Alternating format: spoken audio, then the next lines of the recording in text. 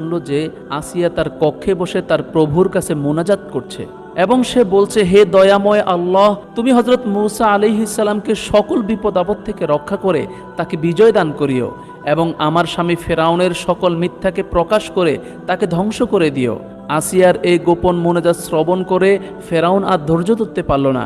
সে রাগান্বিত হয়ে সাথে সাথে আসিয়ার গৃহে প্রবেশ করে বলা শুরু করলো, হে আসিয়া, আমি তোমাকে বারবার সাবধান করেছি ওই নাম আর মুখে নিও না, অথচ তুমি আমার কথার প্রতি কোনোই ভ্রূক্ষেপ করছো না এবং আমার নির্দেশের কোনোই মূল্য দিচ্ছ না। এবার আমার শাস্তি হতে কেউ তোমাকে রেহাই দিতে পারবে না। শুধু তোমাকে নয়, তোমার অবাধ্য সন্তানগুলোকেও অন্ধকার কারাগারে আবদ্ধ করে তিলে তিলে সাজা দিয়ে মারব। আর তখন তুমি বুঝতে পারবে ফেরাউনের নির্দেশ অমান্য করার মূল্য কত।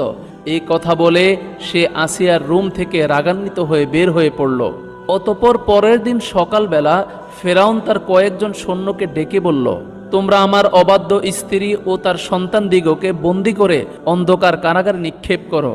সৈন্যগণ এমন আদেশ শুনে আশ্চর্য হয়ে গেল, কেননা বিবি আসিয়া ও তার পুত্রদের প্রতি ফেরাউনের এমন নিষ্ঠুর আদেশ তাদের ধারণার বাইরে ছিল।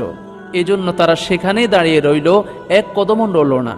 ফেরাউন তখন তাদেরকে ধমক দিয়ে বলল, আমার নির্দেশ পালনে এত বিলম্ব কেন? যদি তোমাদের প্রাণের ভয় থাকে তাহলে এই মুহূর্তেই আমার আদেশ পালন করো, না হয় আমি তোমাদের ফাঁসির কাস্টে ঝুলিয়ে হত্যা করব। অতঃপর সৈন্যগণ কোনরূপ উপায় না দেখে এক প্রকার বাধ্য হয়েই বিবি আসিয়ার গৃহে গমন করল এবং বিবি আসিয়াও তার পুত্রদের বন্দী করে কারাগারের উদ্দেশ্যে রওনা করল। এরপর তাদেরকে অন্ধকার কারাগারে নিক্ষেপ করে বাহির থেকে তালা ঝুলিয়ে দিল। এরপর তারা ফেরাউনের নিকট আগমন করে হযরত আসিয়া আলাইহিস সালাম ও তার সন্তানদের বন্দী করার বিষয়ে তাকে খবর জানালো।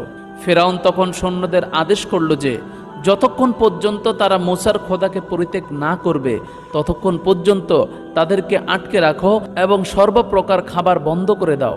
ফেরাউনের নির্দেশ পাওয়া মাত্রই সৈন্যগণ বলে উঠল, জাহাপনা, আপনার আদেশ শিরোধার্য।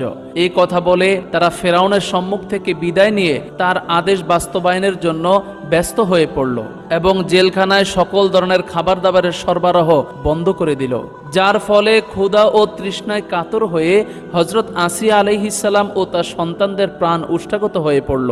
এমনকি তার কোলে বসে তার একটি দুগ্ধপোষ্য শিশু ক্ষুধা ও তৃষ্ণায় অস্থির হয়ে হাত পা আশ্রাতে আশ্রাতে মৃত্যুর কোলে ঢলে পড়ল। আর অন্য সকলে অত্যন্ত কাতর হয়ে মৃত্যুর দ্বারপ্রান্তে উপনীত হলো। এভাবে কঠোর সাজা ও ক্ষুধার যন্ত্রণার সাথে লড়াই করে হযরত আসিয়া আলাইহিস সালাম ও তার সন্তানগণ 2 সপ্তাহ কাটিয়ে দিলেন।